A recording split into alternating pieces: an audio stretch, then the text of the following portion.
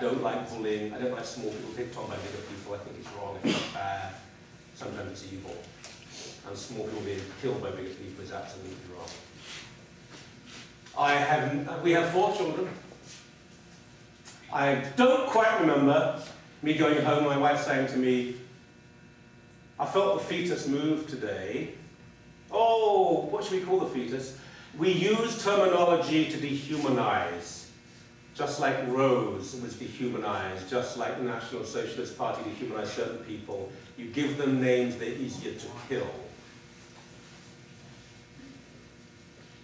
If you go into a pub as a pregnant woman and you drink beer after beer, people will say, good Lord, how can you do that? You're wrong, stop her. But if you go in and announce you're about to go for a publicly funded abortion, they will say, oh. A woman's right to choose to do whatever she wants to do with her body, by and large, if it doesn't hurt someone else. Yeah. But a baby's right to live.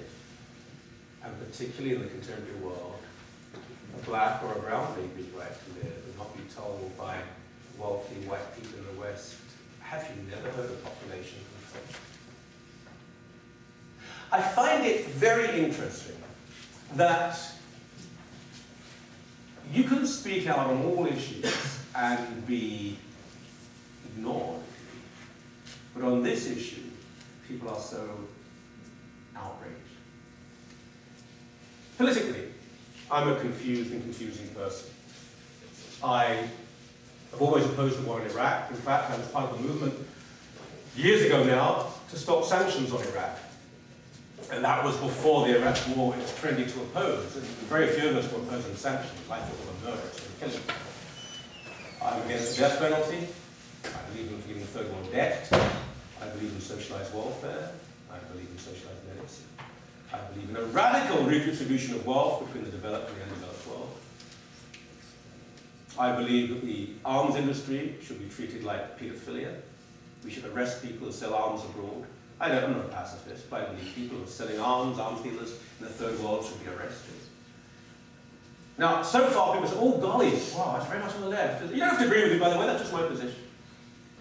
But then if you say, I believe life begins at conception and ends at natural death, then you're a war criminal, and you shouldn't be allowed to speak. People are bombed, and those who support the bombing, okay, that's a fair point, but if you dare to say a baby is a baby with a right to live, shame, shame, shame. It's really the cult of intolerance and dumbness, I suppose. Unless you have a certain position, you're unacceptable. This is what I find to be so meager and jejune and intellectually unsatisfying about the whole debate around this issue. And I think it's produced and provoked by fear. I think people are frightened of hearing the other side, and that's a great, great shame. And it's one of the few subjects that we have such a fear and a blindness. Now, I certainly don't believe in using law on this issue. I would remove all public funding, and I would probably invest all that money into mental health awards immediately. They're massively underfunded. And then I would just want education and discussion on this very important debate. I would certainly demand that we stop telling people in the developing world how many children they should have. I would certainly stop threatening nations in Africa and Asia with withdrawal of aid unless they reduce their population. And I would ask everyone to think about the most fundamental human right, which is the right to life. I would ask people to think about someone like Rose. I would ask someone to think about not students at university. With all due respect, we're all privileged people here. If you're living in Canada, you're privileged. If you're at university, you're super privileged. I grew up in a working class home. My dad was a cab driver. But even then, it was London, England. No one was going to come and burn my house down and try and kill me. Maybe now.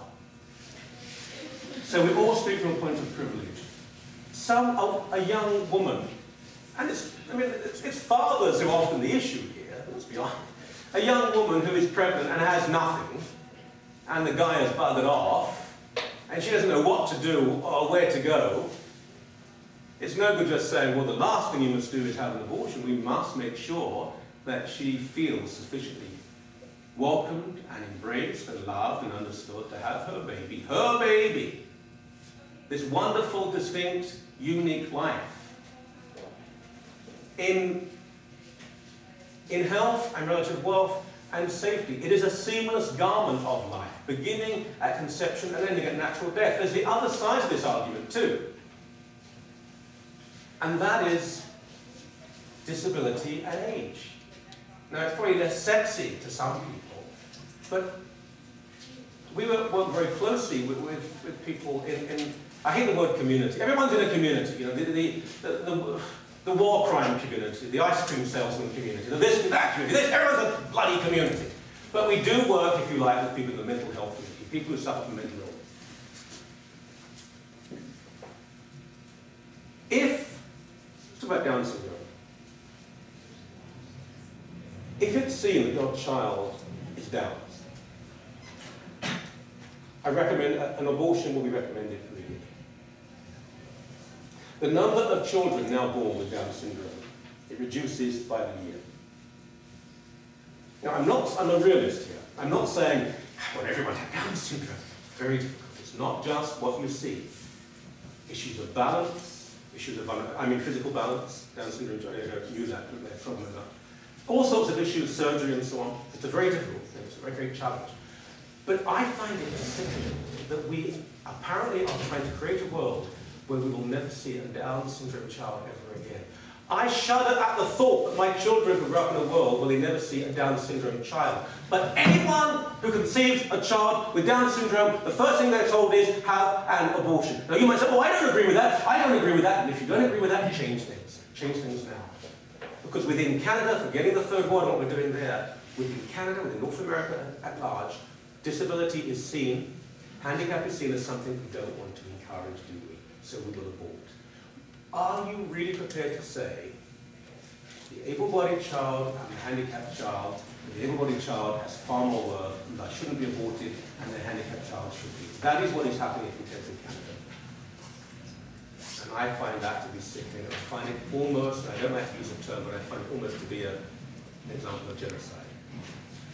At the other end, the euthanasia movement, there used to be a time when we revered the elderly, the aged. They taught us something. We learned from them.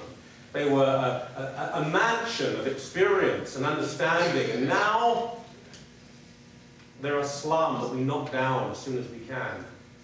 And people say, well, if someone's in pain, if we invested the money we currently invest in taking unborn human life into end-of-life care, into hospices, into pain control, no one need suffer. Speak to anyone in this field, we can control almost all physical pain. But we don't train enough nurses and doctors in the speciality. It's not a particularly attractive field to go into for many. And we don't invest enough in drug development. So people sometimes do suffer, and they shouldn't. But this notion that, well, they want to take their life, oh, it's so often untrue. I've interviewed the families of people who've taken their own lives because they're going through depression, for goodness sake. There was a terrible case in the Netherlands recently when a woman who was terminally ill, she was dying, we're all dying of course, but she was terminally ill. She went into the hospital to see her doctor, who was a very caring man, and they knew she had probably about a year to live. And he did the checkup and a whole stew of drugs she was on. And he said to her, look, you're here, use it, sleep here for the night, in the hospital bed, you're going through enough, it's hard for you, stay here overnight. Go back tomorrow. She slept. He went home. He came in next afternoon to begin his shift. He said, where's whatever her name was? And they said, oh, well, she's been euthanized. The records had been checked, and the doctor who took over assumed she was there for euthanasia, which of course is illegal in the Netherlands. And this is not a unique case, there are so many of.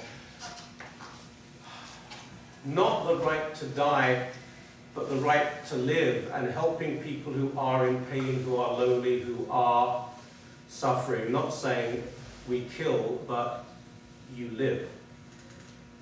Fighting against a culture of death that says, pre-born we can do what we want with, elderly and handicapped we can do what we want with, and simultaneously we claim to be a great new modern tolerant society. Not like history where they were bad and evil and nasty. We really care about people. Is this civilization? If it is, I say shame, shame, shame. We have to address this issue intelligently, with thought, with prayer, and I believe reevaluate what we generally believe to be worthy and valuable in the modern world. I believe that we have advanced in terms of technology, but we have gone backwards in terms of humanity. The 20th century was the bloodiest in history. More people died in a few days of Soviet terror, Maoist massacre, Holocaust, Armenian genocide, than died in 300 years of religious war in medieval Europe. And we begin at 20